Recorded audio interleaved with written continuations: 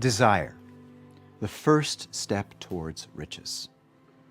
Now, when most of us think of desire, we're really clueless about the kind of desire that's needed because there are different kinds of desire. And in terms of the type of desire that most people have, it's like a wish. Wouldn't it be nice if? I hope that happens. See, that's not the type of desire that you must have if you wish to place into your life the big, beautiful results that you would love to live. See, it's got to be a burning desire. It's got to be something that is like a magnificent obsession, something that you cannot live without. You can think of it this way. You know, one way is it's like an appetite. The other one is like a hunger. See the difference? It's a much different feeling. Now, a wonderful, beautiful example that you can use for this is think of someone who's lost in the wilderness. There's no food, no water. They're hungry. And they've got to fill that need to eat. To the point, and think about what happens. They're at the point of where they have to fill that need, and they go out and do what's necessary to fill that need. There's been many people, for instance, who have been in a situation like that where they went out and ate the bark off of a tree or got an animal or ate a plant. The point is they had to have it or perish. Now, if you can associate what you would love for your life with that example, you know what will happen? Beautiful things will happen. You'll see things start to materialize right before your eyes because of that hunger you have for yourself. Now, some people ask, well, how do I engage to get that hunger? That's actually really simple. The way you do it is by giving life to what you would love for your life. Now let's think about that just for a moment. Whatever you give attention to, you get more of. When you vivify that beautiful dream with your vitality, you know what happens? It vivifies you with its livingness, its spirit. Thank you, Thomas Troward.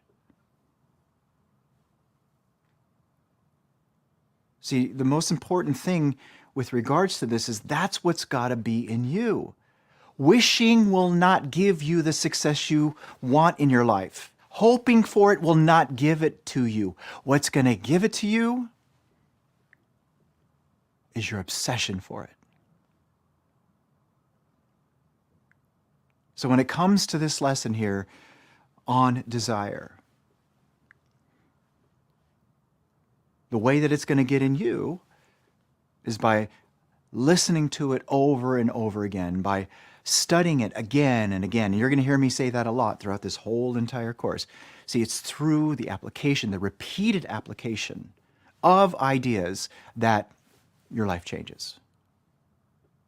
Now, in terms of those ideas, what are they? They are fixed within you subconsciously. See, you've got to burn that in you. You've got to make it important in terms of the goal that you would love for your life. Now, I'll just spin around in a different way for you to help you to see what I'm talking about here, of which we'll have this more in the later lessons. We're talking about influencing your subconscious mind to help you to get there. Your subconscious acts on what you've made important. So when you give life to what you would love for your life, your subconscious will tap into that and then help you to get there. And then in turn, as I shared before, it'll vivify you with its livingness. So live. Act on this. Listen to it over and over again. Go through the lesson over and over again. Write it down over and over again. I promise you, if you'll do that, you'll see the changes. And remember, the main reason for you to do this is because you're worth it.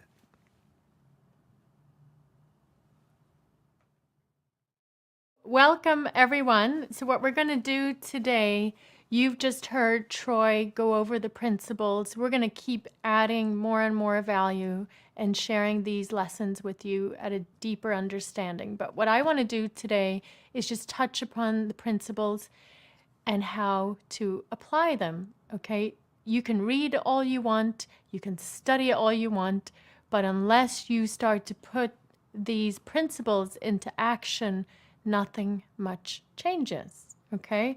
So otherwise, I always tell my clients, then you came here for entertainment. We're not here to entertain you. We're here to help you grow and get results. Results are the name of the game. And my late mentor, Bob Proctor, always told me that, results tell the truth. If you want to know a person, if you really want to know someone, look at their results in their life. Don't listen to their words. Look at their results in their life, whether it's in relationships, whether it's in money, whether it's their health. You will know then what's going on the inside. See, the results are a reflection of your subconscious programming. And sometimes that's a hard pill to swallow. It was for me as well. I remember when I started working for the late Bob Proctor, the first thing he asked me is, what's the most you've ever earned in a year? And I was shocked. I thought, how rude. Why is he asking me that question? But now I finally understand. He was asking to see how I was programmed around money. He wanted to see what kind of money paradigms did I have. Paradigms are a multitude of habits and beliefs fixed in the subconscious mind. So he wanted to see where I was programmed in my life currently. So I encourage you to apply the teachings. When you start repetition of study and you start repeating the application in your life of what we're teaching you, everything will start to change. But we also have to get really honest. I want you to take a moment right now. Get really, really honest with yourself and look at your results, okay? You can say, number one, what are the results in my life in relationships? How have you done so far in relationships? Are your relationships healthy? Are you jumping from relationship to relationship? Or are you on your own? Have you been single for a long time? So you look at your results with no judgment. This is not a time to judge yourself, but it is a time to just reflect and look at where you are. And then you make a decision, if you're not happy with the results, that you're going to change it, and we're going to teach you how to change it, okay? That's if you want to change your relationships, health. Also, your physical health. What's your physical health like? Do you eat well? Do you exercise? Do you have a routine? So this is where you have to get really honest. What do you want to change in your life? How's your money? Do you have enough to pay your bills? Is it always just enough? Are you struggling? Are you having a hard time? So we look at our results to see what's going on the inside, and then we make a decision on what we want to change. Okay, so let's go. We're going to go first into the book. You all would have received your book by now, Think and Grow Rich, and also your workbook. Okay, so the first principle that Troy introduced earlier is desire.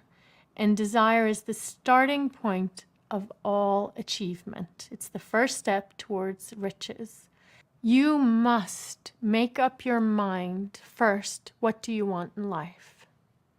What do you want? And get really, really clear. How much money do you want to be earning every month or every year? And it shouldn't be just more money. More money could be $5 more. When you're asking the universe or God, whatever you want to believe in, for more money, be very specific. And I always tell my clients, make sure you're asking for more than what you've received in the past, because there's no growth in setting a goal or having a desire for something that's equal to what you've received in the past. There's no growth. This whole process of self-help and personal development is about growth. Goals and desires are all about growth. We are here to grow. We humans, We're put on earth to grow and create. And I don't care how many years you study this, it'll always come back to this point. You were put on earth, your soul is put in a physical body to grow and create. And the only thing that stops you or me is our subconscious programming. We call it paradigms. You can call it limited beliefs, bad habits, whatever you want to call it. So the first step to change anything in your life is to have an all-consuming, burning obsession, a desire for something that lights you up, to set your soul on fire. You must decide, what is that? What have you been afraid of? What have you been holding back in your life because of other people's opinions, because of society, because you didn't have the money? What are you hiding? There's something. You were put on this earth for a purpose. Your job is to discover your purpose and then find a way to serve your gifts and talents. You're here to grow, create, and serve your purpose, which is in the form of gifts and talents. Like even the men that are standing here using the camera right now, they're using their gifts and talents to capture me. I don't know how to do that.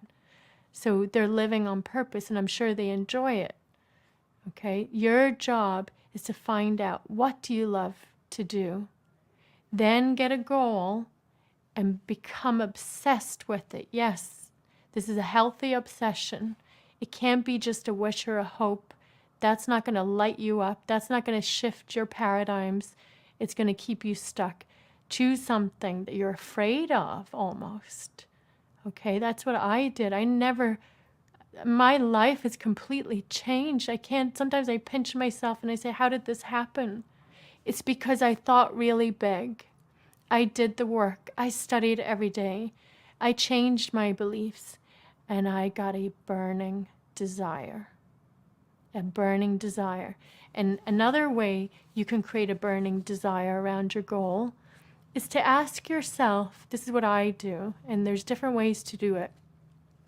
Ask yourself, why do you want it? Why do you want that goal? For example, why do I want to help people with this material? It's because it changed my life. It saved my life. So my why is to share these principles, this material, with as many people as possible, to wake people up so they can live happier, healthier, and wealthier. Why should I keep it to myself? I always say to my clients, if I came to this earth and I live a beautiful life, I'm very grateful. I live such a beautiful life. My children are happy. We have wealth. We can travel the world when we want. I work when I want to work. I mean, I literally created and designed this life that I have today.